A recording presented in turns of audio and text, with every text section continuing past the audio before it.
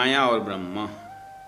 निवेरा मतलब निर्णय, फैसला, और निरूपण क्षीर रूप ब्रह्म और नीर रूप माया के विषय में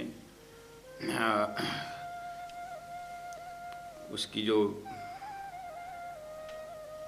दूध का दूध पानी का पानी करके अलग करके बताने वाले सद्गुरु बिना दूसरा कौन हो सकता है करके कहा।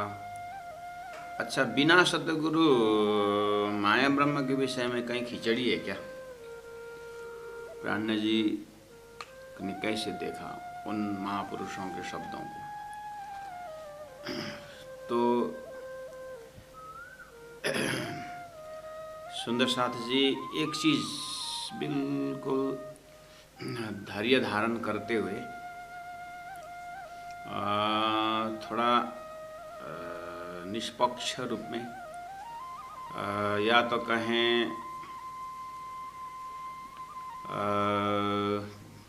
हतोत्साहित भी नहीं होने का और ज़्यादा एक्साइटेड भी नहीं होने का। जैसे सूर्य को अनेक दिया वगैरह दिखाने से न उसका खुशी न उसको कोई दुख, सूर्य सूर्य ही है। ऐसे ही संपूर्ण शास्त्र, वेद, उपनिषद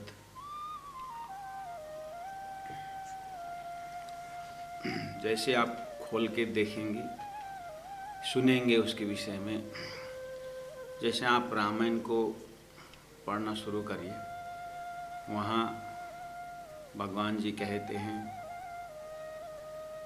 भरत जी कहते हैं, लक्ष्मण जी कहते हैं, या भगवान ने लक्ष्मण जी को ज्ञान देने लगे।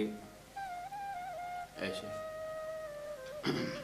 बीच बीच में तुलसीदास जी का अपनी अनुभूति उसी डायलॉग के अंदर तुलसीदास जी जो समझे वो डाल देते हैं।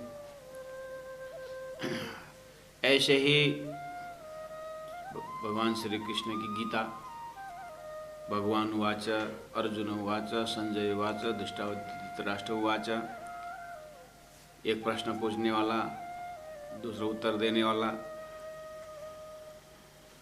ऐसे श्रीमद् भागवत को खोले,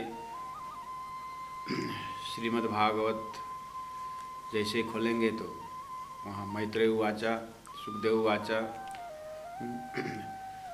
अंदर में ज्ञान सुनने वाले सुनाने वाले हजारों हैं। अंदर में सब ज्ञानी विद्वान अलग अलग ज्ञान देते हैं। अब उस ज्ञान को फिर निचोड़ समराइज करते हैं सुखदेव या भगवान श्री कृष्ण, दो चार जने का मत रख करके मेरा मत ऐसा है करके बोलते हैं। इस तरह से शास्त्र में देखने में जंगल भी है, घना जंगल है, वहाँ निचोड़ निकालना मुश्किल। तो ऐसे ही इन सब में कैसे कैसे शब्द प्रयोग किए हैं।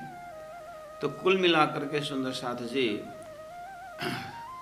धर्म की शिक्षा सभी ने दी है, लेकिन ब्रह्म निरूपण की जो बात है वो कहीं कहीं छूटा हुआ है।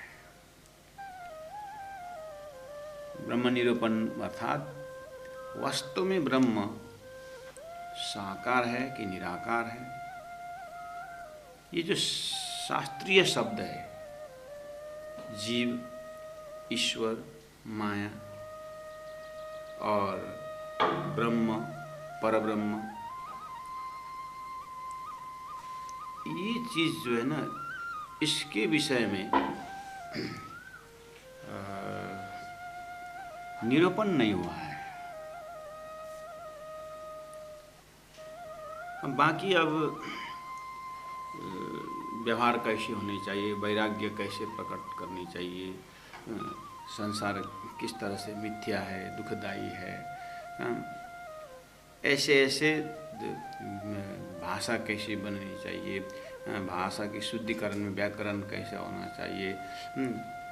तो ये जो एक व्यवहारिकता है ये बहुत अच्छे जरूरी भी है, लेकिन अंततः आत्मा का अब लास्ट में जब कल्याण की बात आती है, आत्मा मोक्ष की बात आती है, तो ये जगह में जा कर के संसार से वैराग्य सिखाया, वैराग्य आया भी, अब पैर उठाए तो आगे चलने के लिए, तो आत्मा का जगह रखे कहाँ, इसका निरूपण नहीं हुआ है। इसलिए उसी वहीं जाकर के ही तारतम का काम आता है। तारतम सब समेटते हुए जो चीज़ शास्त्रों में व्याख्या नहीं है, संकेत में है, उसको तारतम व्याख्या करता है। मैं पूछूं पांडे तुमको प्राणनाथ जी महाप्रभु, हे पांडे मतलब पंडित ज्ञानी, हे ज्ञानी विद्वान पंडित जन, मैं आपसे पूछना चाहता हूँ, तुम कहो करके विचार। मैं जो प्रश्न पूछूंगा आप थोड़ा विचार करके सोच समझ करके उत्तर देना, क्योंकि मैंने पाया हूँ शास्त्र अर्थ सबल है वहीं सब, मैं आप तक पहुँचने से पहले ही बहुत जनों से मैं मिला हूँ और बहुतों से मैंने ये बात प्रश्न पूछा भी हूँ, लेकिन शास्त्र तो कोट सभी करते हैं, शास्त्र से प्रमाण देते हैं, अर्थ भी बढ़िया करते हैं, लेकिन उसका सार नहीं निकलता, शंका निशंका नहीं हो पाती। तो इसलिए शास्त्र अर्थ सबल है। जैसे उदाहरण, आपने गीता पढ़ लिया, ठीक है, जहां निरूपण के ब्रह्म निरूपण की जब बात आती है, जैसे क्षर पुरुष गीता में है, अक्षर पुरुष है, उत्तम पुरुष है, शब्द है। अब तो महात्मा जी ये बताइए, क्षर पुरुष का अर्थ क्या? क्षर मतलब नाश, तो अक्षर, अक्षर मतलब अविनाशी। अच्छा, कुटस्थ, अक्षर मम कुटस्थ कहा, हाँ कुटस्थ का, तो कुटस्थ का अर्थ, वो संस्कृत में कुटस्थ वो ली को बोलते हैं, एनविल जिसको बोलते हैं, जिसके ऊपर लोहार के में जाएंगे आप तो वहाँ पर जो हथियार बनता है उसमें जो एक लोहा का पीस होता है जिसको कुटस्थ बोलते हैं संस्कृत में, अर्थात वो एक उदाहरण है। कुटस्थ मतलब उसके ऊपर बहुत सारे हथियार बन के गए, है ना, और लेकिन वो चेंज नहीं हुआ। ऐसे ही अक्षर ब्रह्म कुटस्थ है, और बस इस तरह से क्षर पुरुष अक्षर पुरुष से बनता है, मेरा ऐसा। अच्छा, तो फिर उत्तम पुरुष, उत्तम पुरुष मतलब पुरुषों में उत्तम। अच्छा, तो नाश है कि अविनाशी? नहीं, ब्रह्म तो अविनाशी है, लेकिन तो कुटस्थ बोलते अविनाशी हो गया ना। अच्छा, तो क्षर पुरुष किसे कहते हैं? क्षर पुरुष अक्षर का ही दूसरा स्वरूप है क्षर पुरुष। अच्छा, तो अगर आत्मा मोक्ष चाहती है कि क्षर मोक्ष चाहती है, तो क्षर को पकड़े कि अक्षर को पकड़े? तो अक्षर को पकड़ना पड़ेगा ना। वैसे एक ही है, क्षर पुरुष भी अक्षर, मतलब देखो मोक्ष के लिए सामने वाले कि उससे भी ज़्यादा अपने को तैयारी होनी है। अच्छा, सदगुरु कहाँ मिलेगा? देखो गुरु सदगुरु तो मिलेंगे, लेकिन अपने को पहले गुरु के लायक होना पड़ेगा ना। गुरु तो कहीं भी मिल जाते हैं, ऐसे ऐसे उपदेश बहुत मिलता है। इसीलिए प्राण जो यही है, शास्त्र अर्थ सब ले वहीं। तो शास्त्र की तो बातें बोल। आगे बोलते हैं शास्त्र सब ले वहीं पर किने न क्यों निर्धार, लेकिन अक्षर ब्रह्म ये है, अक्षर पुरुष क्षर पुरुष ये है, ये दोनों में ये संबंध है, और उत्तम पुरुष और अक्षर पुरुष ये संबंध है। इस तरह से नीट एंड क्लीन बात कोई भी नहीं करते हैं। ये प्राण जी कहना है। नहीं हम तो करते हैं। अच्छा तारतम्य ले लिया और तारतम्य तो हम करते हैं, बोले थोड़ी, ये तो सदगुरु की मैं इसलिए बोला तारतम्य को छोड़िए और चलिए अंदर जाइए वहाँ पर। इसीलिए बात सुंदर सा ये तारतम्य एक बार सुन करके करने में तो वो तो हो ही जाता है निरूपण, बिना तारतम्य की बात बता। प्राण जी उस अवस्था से बोल रहे हैं। पर किने न किए निर्धार, निश्चय किसी ने किने, ब्रह्म के विषय निश्चित किसी ने नहीं किए है। शास्त्र की बात बोलते हैं लेकिन पहुंचते कहीं नहीं,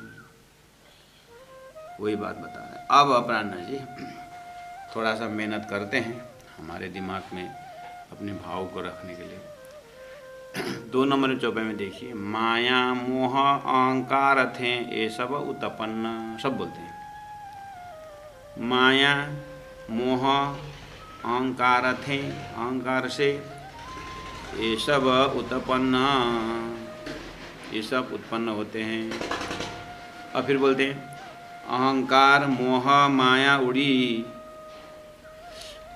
अहंकार भी उड़ जाता है, मोह भी उड़ जाता है, माया भी उड़ जाता है, शास्त्र में लिखा हुआ है। तो माया मोह अहंकार थे सब उत्पन्न। अब अहंकार मोह माया उड़ी,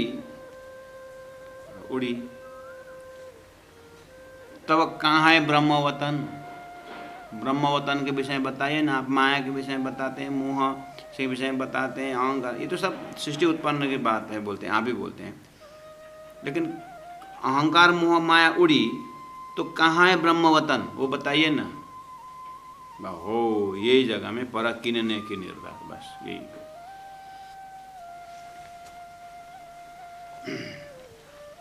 रामायण खोलिए, भगवान राम जी लक्ष्मण को उपदेश देते हैं। देख भाई, जब मन पवित्र होता है वैराग्य प्रकट होता है, जब बुद्धि पवित्र होती है ज्ञान समझ में आता है लक्ष्मण, और चित्त पवित्र होता है तो भक्ति उदय होता है।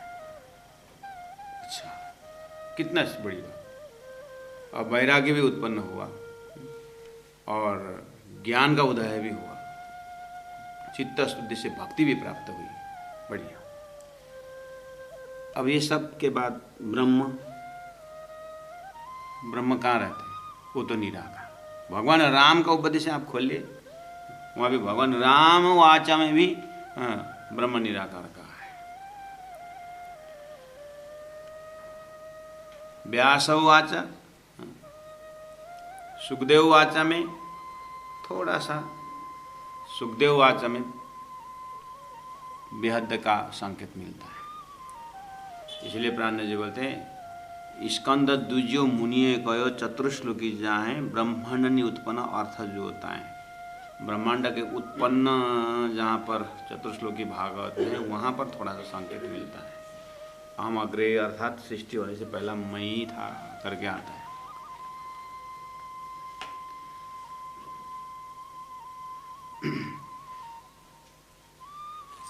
जीव और ब्रह्म में क्या फर्क है? शंकराचार्य बोलते हैं दोनों एक ही है। जीव और ईश्वर एक ही है। तो फिर जीव और ईश्वर दो नाम क्यों हुआ? जीव अपने आप को नहीं जानता है इसलिए जीव कहलाया गया है, ब्रह्म अपने आप को जानता है इसीलिए वो ब्रह्म है। जिस दिन जीव अपने आप को जानेगा ब्रह्म ही होगा, क्योंकि वो ब्रह्म ही है।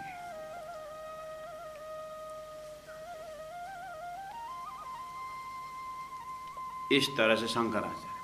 तो फिर ब्रह्म ठीक है, जीव और ब्रह्म एक ही, तो ब्रह्म साकार है कि निराकार है? ये तो सोचना पड़ेगा। क्यों अभी तक नहीं सोचे? सोच करके मैंने एक श्लोक बनाया हूँ। क्या है? साकारस्य विनाशोस्ति, निराकारस्य शून्यत्वात्, शून्य से अवस्तुत्वात् वया पक्ष विभिन्नम वस्तु ज्ञान मोक्ष। मैंने भी मनन किया हूँ, शंकराचार्य बोलते साकार बोलूँ ब्रह्म तो नाश होता है, निराकार बोलूँ तो शून्य हो ही नहीं सकता। तो साकार भी नहीं निराकार भी नहीं, इसके बीच में से एक रास्ता दिखाई दे रहा है। वो वज्र सूचि वेदांत में बोल दिया, लेकिन शंकराचार्य के मानने वालों को वो समझ में आए नहीं, तो कहाँ दफना दिया, कहाँ अभी वज्र सूचि वेदांत में नहीं मिलता। पुराना लिपि में जो श्री पांचनाथपुरी धाम के जो साहित्य है, वहाँ पर लाइब्रेरी में गुरुजी दीनदयाल महाराज ने उसको देख करके वहाँ के प्रमाण को भी निकाल देते। तो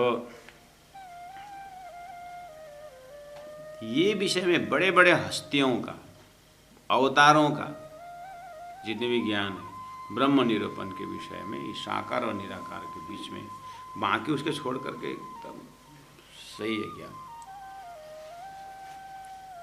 इसीलिए प्राण जी यहाँ वही शब्द, शास्त्रों के शब्द उठा रहे। देखिए, अहंकार मोह मायावड़ी तब कहाँ है ब्रह्मवतन।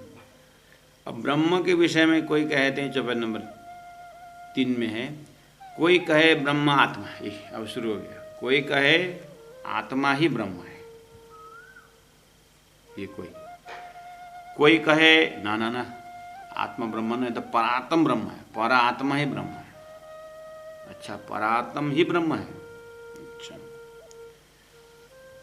कोई कहे सोहम शब्द ब्रह्म है, सोहम सहम सहम सोहम सोहम सोहम करके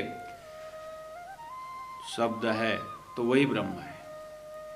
या विद सबको अगम, इस तरह से ब्रह्म के विषय में सभी अगम, किसी को क्लियर गम नहीं हुआ है। कोई ये कोई बोलते हैं, कोई कहे ये सब ब्रह्म, कोई बोलते हैं सब ब्रह्म ही ब्रह्म है।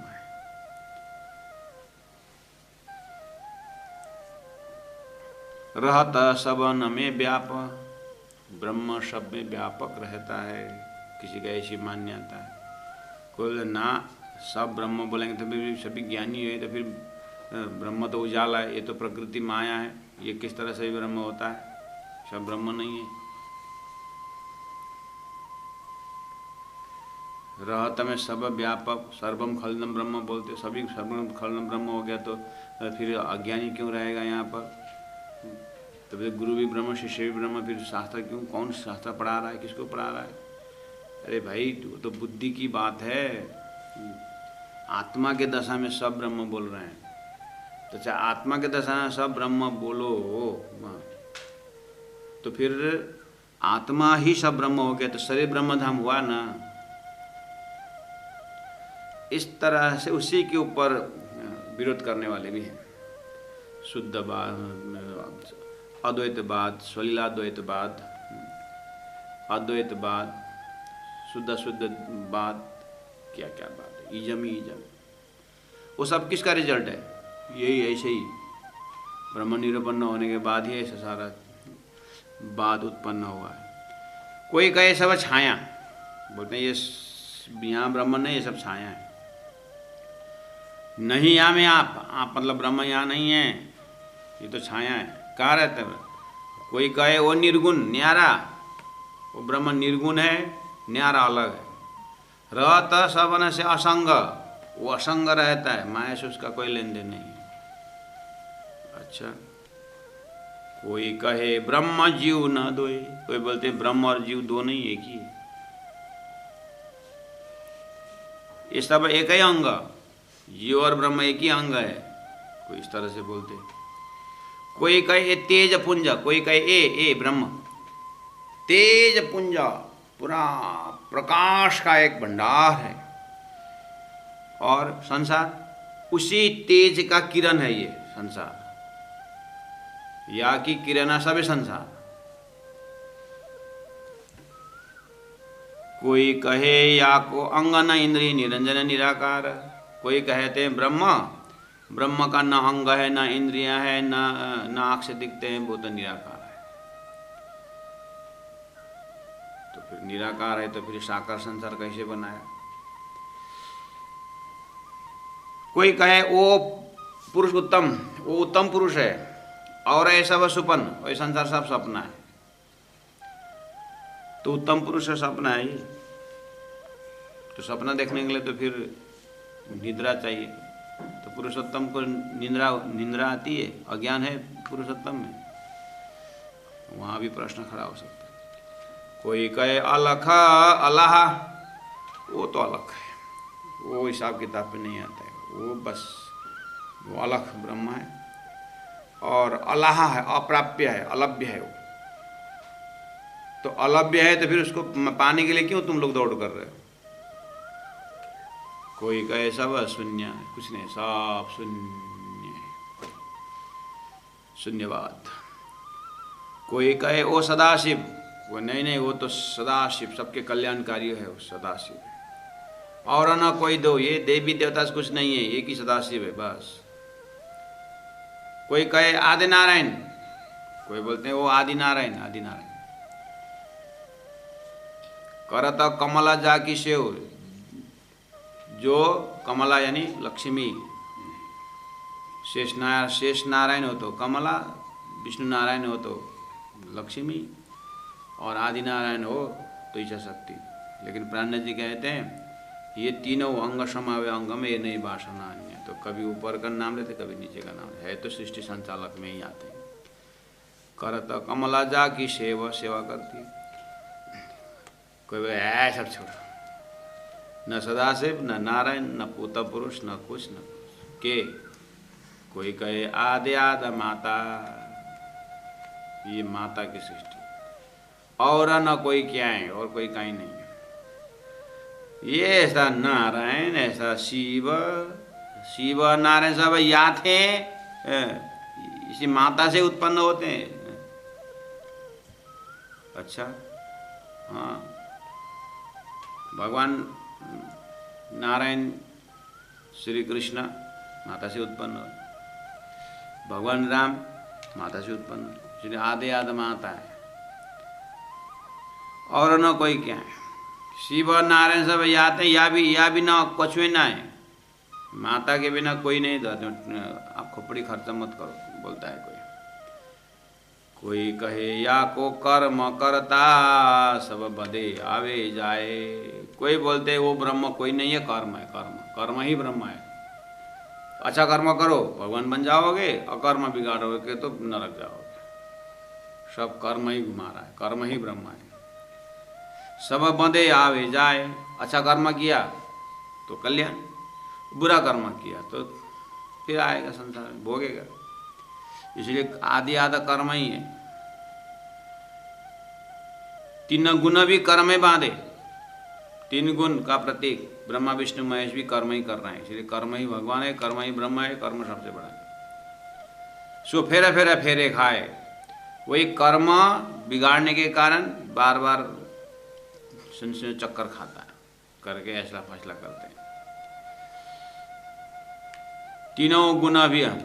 कोई कहे ये सब एक काल, कोई बोलते हैं ये सब काल है, काल समय,